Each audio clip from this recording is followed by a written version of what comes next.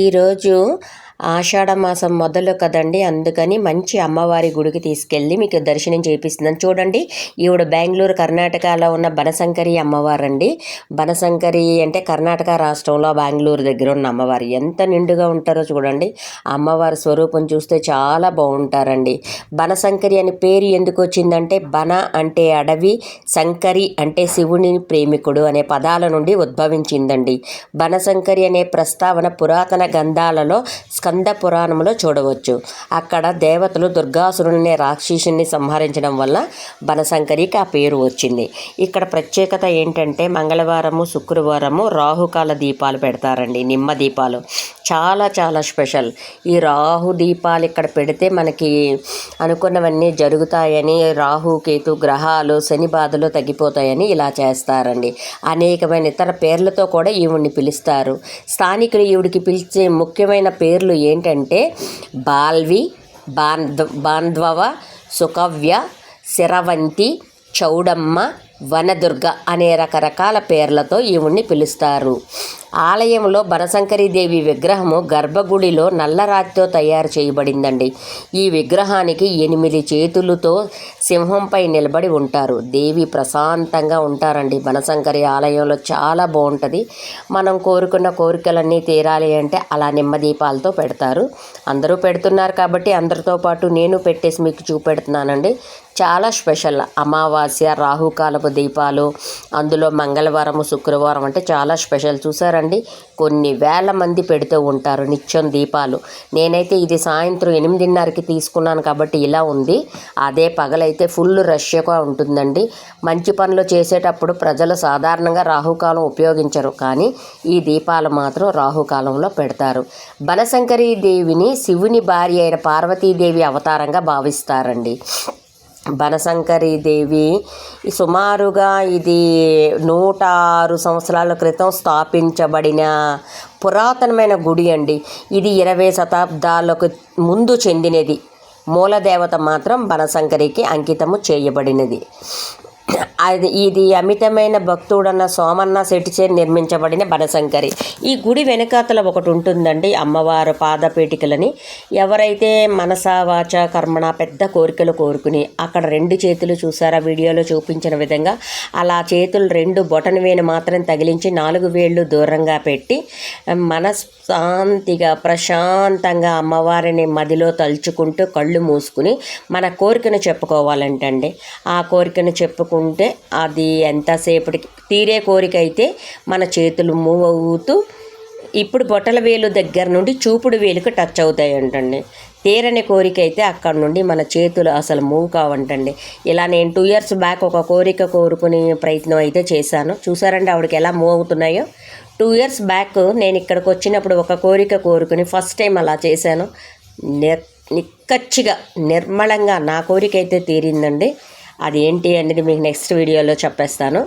ఇప్పుడు నేను అలానే అందరూ భక్తులు కోరుకుంటున్నట్టుగా నేను కూడా ఒక మంచి కోరిక కోరుకున్నాను. నా ముందు ఆవిడని చూసారా అండి, ఆవిడ చెయ్యి ఎంత చక్కగా మూవ్ అవుతుందో. అంటే అత్యాస లేకుండా మనకి తగిన తాహత ఉన్న కోరికని కోరుకుంటే చక్కగా తీరుతుంది. అలా ఆవిడ సెకండ్ ఇంకో ఆవిడ కూడా సరే వాళ్ళందరినీ చూసి నేను కూడా పెట్టానండి. సో పెట్టిన వెంటనే నా కోరికలో కూడా నిజాయితీ ఉందేమో, చక్కగా చేతులు మూవ్ అయ్యి. చూసారండి, బనశంకరి గుడిలో ఇది స్పెషల్ అండి. సో డే టైం అయితే చాలా చాలా క్యూ ఉంటుంది. నేను వెళ్ళేది నైట్ కాబట్టి కొంచెం ఖాళీగా ఉంది. చక్కగా మనసులో మంచిగా తలుచుకుని ఆ కోరికను అలా పెడితే ఆ హ్యాండ్స్ మనకు తెలియకుండా తీరే కోరిక మూవ్ అవుతుందండి. అలా చూపుడు వేలు టచ్ అవుతుంది. చక్కగా అమ్మవారికి దండం పెట్టుకొని నమస్కారం చేసుకొని వెనక్కి వచ్చేసి చూసారండి, మళ్ళీ రాహుకాలు దీపాలు ఎన్ని ఉన్నాయో. బనశంకరి అమ్మవారు పుట్టినరోజు అక్టోబర్ అంటండి. దసరా పండగలో పుష్యమాసంలో ఆలయం వార్షికోత్సవం అంటండి. ఇది డిసెంబర్ చివరిలో లేదా జనవరిలో జరుగుతుందంట. చాలా బాగుంటుందండి. అంటే ఇక్కడ అమ్మవారి పుట్టినరోజు అక్టోబరు దసరా పండగలో జరుగుతుంది కదండి, చాలా బాగా జరుగుతుంది. అంటే ఇది ప్రస్తుతం ఆలయ నిర్మాణం విజయనగరం శైలిలో ఉంటుందండి.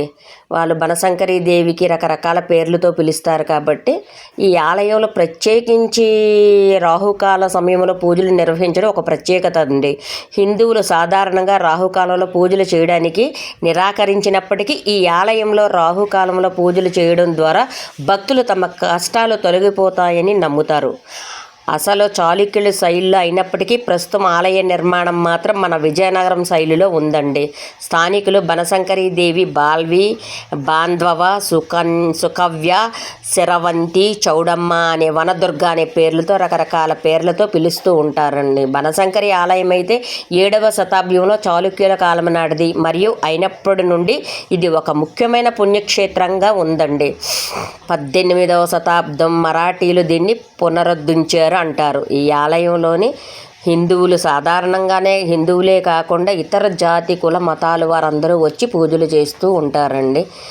చాలా అంటే అమ్మవారి ఎంత పవర్ఫుల్ అంటే నిండుగా అసలు అమ్మవారి విగ్రహం చూడడానికి కూడా ఆలయం అంతా కూడా నడి రోడ్డు మీద ఉంటుందండి బెంగళూరులో. అయినా కూడా ఆలయం అసలు నిర్మాణం చాళుక్యుల శైలిలో ఉన్నదే కాకుండా తర్వాత దీన్ని పునరుద్ధరించిన మరాఠీలు కూడా విజయనగరం శైలిలో ఉన్న ఇతర చాళుక్యుల శైలి కంటే భిన్నంగా ఉంటుందండి. బనశంకరి ఆలయానికి ఇంకా చాలా ముఖ్యమైన విశేషాలు ఉన్నాయండి. ఇది బాగల్కోట జిల్లాలో బాదామి దగ్గర ఉన్న చోళ్ళగుట్టలో ఉందండి. 7వ శతాబ్దంలో చాళుక్యులచే నిర్మించబడిన ఒక పురాతనమైన ఆలయం. బనశంకరి దేవి అంటే చాలా పవర్ఫుల్ అండి. ఆమె శివుని భార్య అయిన పార్వతీదేవి యొక్క రూపం అండి. ఈ ఆలయం అడవిలో ఉండడం వల్ల దీనికి వనశంకరి అని పిలిచేవారటండి. ఇది వనశంకరి అనేవారు. కాలక్రమేణి వన వదిలేసి నానుడిగా బనశంకరిగా మారింది. కానీ చాలా పవర్ఫుల్ అండి. అమ్మవారిని చక్కగా చూడముచ్చటగా ఉంటారు. కర్ణాటక రాష్ట్రంలోని బాగల్కోట జిల్లాలో బాదామి దగ్గర ఉన్న చోళచగుట్టలో ఉంది. ఇది 7వ శతాబ్దానికి చెందినది. ఒక్కసారి జీవితంలో ఒక్కసారైనా ఈ ఆలయ దర్శనం చేసుకోవాలి. చూసారండి నిమ్మదీపాలు, ఇలా నిమ్మదీపాలు పెడితే మనకి జాతక దోషాలన్నీ పోతాయని నమ్మకం. దానివల్ల ఇక్కడ చాలా ఎక్కువగా చేస్తారండి. అసలు ఈ గుడి ప్రత్యేకత కూడా రాహుకాలం పూజలేనండి. నెల్లూరులో అయితే మీనాక్షిదేవి ఉంది, కానీ ఇక్కడ అయితే మాత్రం బెంగళూరులో అయితే మాత్రం బనశంకరి అంటే చాలా పెద్ద పేరండి. ఈ ఆలయం జనవరి లేదా ఫిబ్రవరి నెలల్లో అయితే పెద్ద జాతరేనండి. ఇంకెంత అంతా జాతర కాదు. ఈ రోజు నుండి బోనాలు మొదలయ్యాయి కదండి. బోనాలు కూడా ఇక్కడ చాలా బాగా సమర్పిస్తారు అమ్మవారికి. సింహం మీద కూర్చొని చక్కగా 8 చేతులతో చక్కని నిండైన రూపం. గుడిలో అయితే అమ్మవారి రూపాన్ని మనం ఫోటో తీనివ్వరు కాబట్టి తీయడానికి అయితే అవ్వలేదు ఫ్రెండ్స్. చాలా అంటే చాలా బాగుంటుంది. మీరు ఎప్పుడైనా విజయనగరం బెంగళూరు వస్తే కనుక అమ్మవారు దివ్య మంగళ రూపాన్ని దర్శనం చేసుకోండి. బనశంకరి అమ్మవారి పుట్టిన పుష్యమాసంలో అయితే అంటే ఇంకా చాలా బాగుంటుందంటండి. ఇంకా పండగ అంటే పండగ. ఆగస్ట్ అయితే అమ్మవారి శవన్నవరాత్రులు చేస్తారంటండి.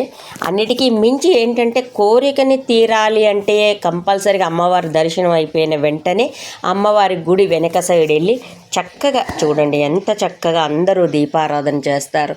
ఇక్కడ గుడిలో కొబ్బరికాయ కొట్టడం కంటే నిమ్మ దీపాలు పెట్టడం చాలా ప్రత్యేకత అండి. అలానే కొత్త వెహికల్ ఏం కొనుక్కున్నా ఈ గుడి దగ్గర పెట్టి పూజ చేసుకుంటారు. అమ్మవారి చుట్టూ కూడా రకరకాల విగ్రహాలు ఉన్నాయండి. చాలా బాగుంటాయి అమ్మవారివి.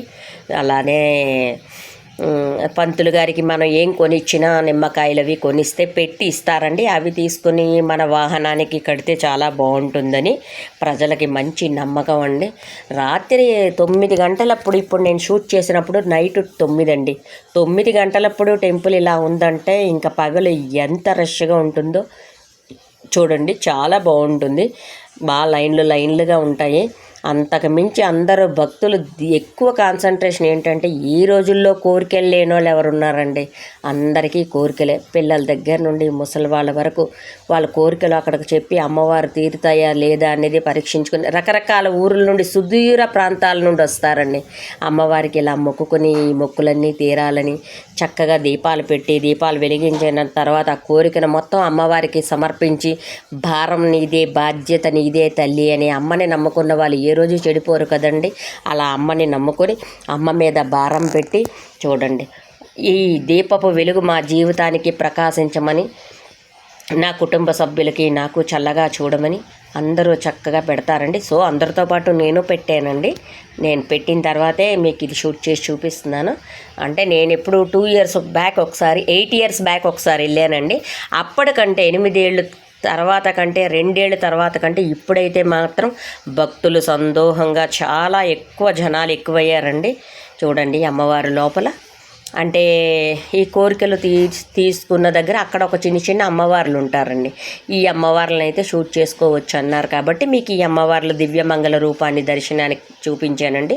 తర్వాత ఇక్కడ చూడండి బనశంకరి అమ్మవారు పైన కట్టుంటారు. ఇది మూల విగ్రహం కాదు కాబట్టి తీసుకుంటే మనల్ని అయితే ఏమనలేదు. సరే చూస్తాం కదా ఒకసారి అని అది కూడా తీసుకోవడం అయింది.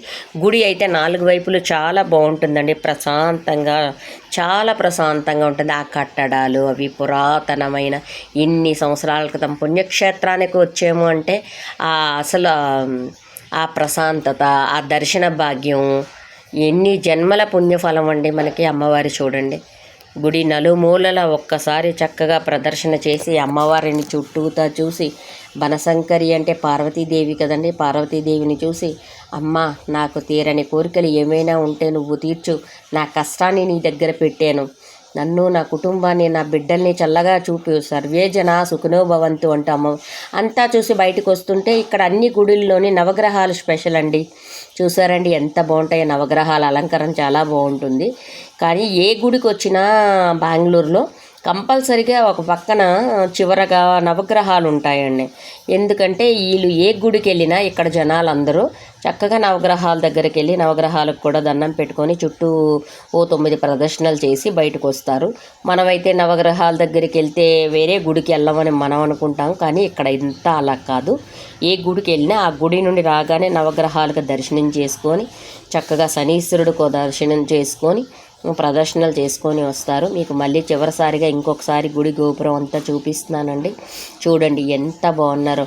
బనశంకరి అంటే పార్వతీదేవి, సాక్షాత్ పార్వతీదేవి అడవిలో వెలిసిన తల్లి అండి. అప్పుడు పూర్వం అమ్మవారు వెలిసేటప్పుడు ఇది అడవి అంటండి. అదిగోండి అమ్మవారు దివ్యమంగళ రూప దర్శనాన్ని చివరిసారిగా మీకు చూపిస్తున్నాను.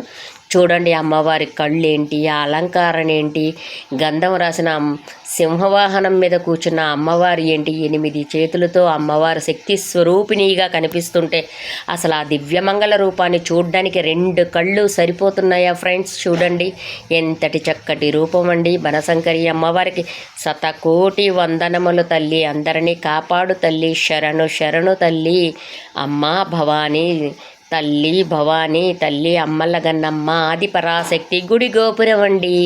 చూసారా చక్కటి గుడి గోపురం ఎంత ప్రశాంతంగా ఉందో. నైట్ టైం కావడం వల్ల చాలా అంటే చాలా రిలాక్స్గా ఉందండి. ఫ్రెండ్స్ మీరందరూ కూడా బనశంకరి అమ్మవారి దర్శనము, గుడి గోపుర దర్శనము చక్కగా చేసుకుంటున్నారని అనుకుంటూ అందరికీ బాయ్ బాయ్ ఫ్రెండ్స్. వీడియో చూసి